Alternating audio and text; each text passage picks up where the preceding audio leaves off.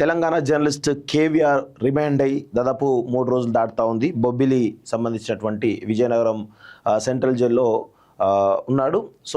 So తన గురించి ఇంకా చర్చ జరుగుతూనే ఉంది. సో తన బెయిల్ పిటిషన్ కూడా వేయడం జరిగింది. అయితే ఈ క్రమంలో ఆంధ్రప్రదేశ్ ప్రభుత్వం ముఖ్యంగా పోలీస్ డిపార్ట్మెంటు కేవీఆర్కు సంబంధించినటువంటి కస్టడీ పిటిషన్ను వెనక్కి తీసుకోవడం జరిగింది. ఎందుకు ఏంటి అనేది కారణాలు ఇప్పటి వరకు కూడా తెలియడం లేదు. సో కస్టడీ పిటిషన్ వెనక్కి తీసుకున్నారంటే కేవీఆర్కు బెయిల్ వస్తుందా అనేది కూడా ఒక అంశం చర్చకు వస్తూ ఉంది. అదేవిధంగా తన పైన పీటీ వారెంట్ కూడా రెడీ చేసినట్టు తెలుస్తోంది. దాదాపు మనకు తెలిసినంత సమాచారం వరకు అయితే ఇంకొక 7-8 కేసులు ఆయన పైన పెట్టినట్టు తెలుస్తుంది. దానిలో భాగంగా విజయవాడకు దగ్గరలో ఉన్నటువంటి తుళ్ళూరు పిఎస్లో కూడా ఆల్రెడీ కేసు బుక్ అయినది. దానికి సంబంధించినటువంటి పోలీసులు గతంలో 4 days బ్యాక్ ఏదైతే కోర్టులో రిమాండ్ రిజెక్ట్ అయ్యేటువంటి అవకాశం ఉంది, అందుకే తుళ్ళూరు పిఎస్కు పీటీ వారెంట్ తోటి వెళ్ళడానికి అవకాశం ఉందని చెప్పేసి తుళ్ళూరు సంబంధించినటువంటి పోలీసులు కూడా బొబ్బిలి సంబంధించినటువంటి కోర్టు ఆవరణ కూడా రావడం జరిగింది. దానికి సంబంధించిన విజువల్స్ అని కూడా మనం చూడడం జరిగింది. అయితే ఈ క్రమంలో కేవీఆర్కు సంబంధించినటువంటి కేసులో ఏమవుతుంది?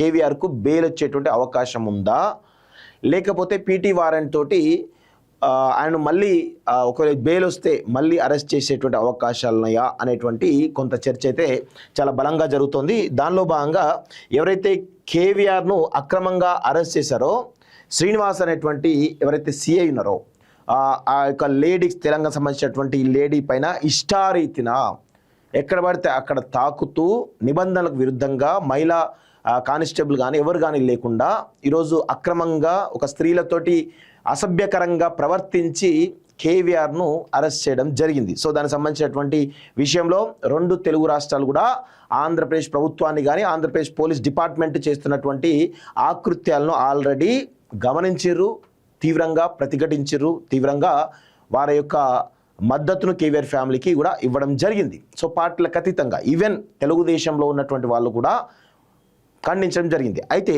ఈ క్రమంలో ఎవరైతే కేవీఆర్ భార్యతోటి పిల్లలతోటి మిస్బిహేవ్ చేసి అసభ్యకరంగా ప్రవర్తించి లాగి ఎక్కడ పడితే అక్కడ అమ్మాయిని ఇష్టారీతిన అసభ్యంగా ప్రవర్తించిండో ఆ యొక్క సిఐ శ్రీనివాస్ ఎవరైతే ఉన్నారో తను ట్రాన్స్ఫర్ చేయడం జరిగింది. దానికి సంబంధించినటువంటి ఇదంతా కూడా చూస్తూ ఉన్నాము. దానికి సంబంధించినటువంటి order transfer and allotment of inspector of police in accordance with the orders issued in RO number so dated 03/07/2026 of the IGP Visakhapatnam Range, Visakhapatnam.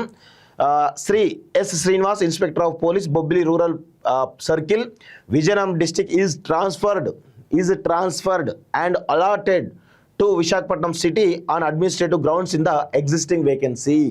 So, ఎక్కడ ఆ పోలీసులకు చెడ్డ పేరు వస్తుందో, ఆల్రెడీ చెడ్డ పేరు వచ్చింది. ఆంధ్రప్రదేశ్ పోలీసులు అంటేనే దిగజారి ప్రవర్తిస్తారనేది మరొకసారి అర్థమవుతుంది. ప్రశ్నారావణ కేసులో కూడా చూస్తూ ఉన్నాం కదా. సో ఇప్పుడు ఆ డ్యామేజ్ కంట్రోల్ చేసుకున్నటువంటి పరిస్థితిలో ఆంధ్రప్రదేశ్ ప్రభుత్వం ఉంది. దానిలో భాగంగానే శ్రీనివాస్ అనేటువంటి ఎవరైతే సిఐ ఉన్నారో తనని విశాఖపట్నంకి ట్రాన్స్ఫర్ చేసినట్టుగా తెలుస్తోంది. Accordingly he has reported for duty in this unit on 04/07/2026 AM and he is now posted to Arilova L&O PS, Law and Order PS, Arilova Law and Order PS, Visakhapatnam City in the existing vacancy with immediate effect on administrative grounds. The aforesaid Inspector of Police is directed to report at his new place of posting, Arilova Law and Order PS, Visakhapatnam City. The ACP Dwarka Subdivision, Visakhapatnam City is requested to inform the date of joining of the aforesaid individual in Arilova Law and Order PS, Visakhapatnam city to this office for record అని చెప్పేసి Srinivas inspector of police ఇదంతా మిగతా వాళ్ళు కూడా రాయడం జరిగింది. Commissioner of police Visakhapatnam city అని చెప్పేసి చాలా స్పష్టంగా రాయడం జరిగింది. సో ఇది ఎందుకు చేయడం జరిగింది అంటే అందులో చాలా రకాల ఈక్వేషన్స్ ఉన్నాయి. సో ఎవరైతే ఈ విజయనగరం సంబంధించినటువంటి ఎస్పీ దామోదర్ ఎవరైతే ఉన్నారో తను చంద్రబాబు నాయుడు యొక్క కమ్మ సామాజిక వర్గంతో పాటు చంద్రబాబు నాయుడు యొక్క శిష్యుడు అని చెప్పేసి తెలుస్తూ ఉంది. ఆల్రెడీ శ్రీనివాస్ మీద రకరకాల ఇబ్బందులకు గురి చేసిండు. అసలు మామూలు బండబూతులు కాదు. మేము ఒక అడ్వకేట్ దగ్గర ఉన్నప్పుడు చూసినాం. ఆయన బండబూతులు దామోదర్ అనేటువంటి ఎస్పీ సిఐకి ఫోన్ చేసి రకరకాల బండబూతులతోటి తిట్టి నువ్వు ఎట్లా పోస్టింగ్లో ఉంటావు చూస్తా అని చెప్పేసి చాలా వార్నింగ్ కూడా ఇవ్వడం జరిగింది. సో అదంతా మేము చూసినాం. సో అదేవిధంగా ఇప్పుడు 2.5 నెలల తర్వాత కేవీఆర్ అరెస్ట్ విధానంతో ఆంధ్రప్రదేశ్ ప్రభుత్వం మహిళల పట్ల ఎంత నీచంగా ఎంత అసభ్యకరంగా ప్రవర్తిస్తుందో చాలా స్పష్టంగా అర్థమైంది కదా. అందులో భాగంగా డ్యామేజ్ కంట్రోల్ చేసుకోవడానికి మాత్రమే ఈరోజు శ్రీనివాస్ని ట్రాన్స్ఫర్ చేయడం జరిగింది. కానీ ఇక శ్రీనివాస్ని ఎవరైతే సిఐ శ్రీనివాస్ అవుతున్నారో 100% లీగల్గా ఆయనను మేము ఖచ్చితంగా ఇబ్బంది అంటే ఎవరైతే ఈ అమ్మాయికి ఇబ్బంది జరిగిందో ఖచ్చితంగా దానికి సంబంధించినటువంటి కేసు ఆల్రెడీ సరూర్ నగర్ పిఎస్లో బుక్ చేయడం జరిగింది. దాంతోపాటు ఇంకా కేసులు పెట్టాల్సిన అవసరం అవుతుంది. ఆయన ఎట్లా ఉద్యోగం చేస్తాడో బరాబర్ మేము చూస్తాం. రాసి పెట్టుకోండి. 2 సంవత్సరాల తర్వాత ఇప్పుడు ఏపీ గవర్నమెంట్ ఉన్నంతసేపు ఆయన కాపాడుతుంది కావచ్చు, కానీ తర్వాత ఖచ్చితంగా ఈయనను ఈ శ్రీనివాస్ అనే వ్యక్తి కావచ్చు, లేకపోతే దామోదర్ అనే వ్యక్తి కావచ్చు, ఎట్లా వీళ్ళు డ్యూటీలు చేస్తారు, ఎట్లా ఏ విధంగా ఆ డ్యూటీలలో ఉంటారో ఖచ్చితంగా మేము కూడా చూస్తాం. ఖచ్చితంగా వాళ్ళను సస్పెండ్ చేసే వరకు బరాబర్ మేము మా యొక్క ప్రయత్నాలు కొనసాగుతుంటాయి. అవసరమైతే ఎందాకైనా కూడా పోవడానికి మేము సిద్ధంగా ఉన్నాం. తెలంగాణ ఆడబిడ్డ పైన జరిగినటువంటి ఈ అసభ్యకర దాడి ఏదైతుందో తెలంగాణ అస్తిత్వం పైన, తెలంగాణ ఆత్మగౌరవం పైన దాడిగానే మేము చూస్తున్నాం. దీనికి జరిగినటువంటి అవమానంగానే మేము చూస్తున్నాం తప్ప వేరే కాదు. ఖచ్చితంగా వాళ్ళు తెలంగాణ ప్రభుత్వం తక్షణమే దీనికి సంబంధించినటువంటి విషయంలో చర్యలు తీసుకోకపోతే టీడీపీ ప్రభుత్వం, కూటమి ప్రభుత్వం కూడా ఖచ్చితంగా నెక్స్ట్ ఎన్నికల్లో ఎట్లా మనుగడ కొనసాగుతుందో, ఎట్లా గెలుస్తారో కూడా మేము బరాబర్ చూస్తాం. ఇప్పటిదాకా తెలంగాణ సంబంధించిన జర్నలిస్టులు ఎవరు లేరు కదా.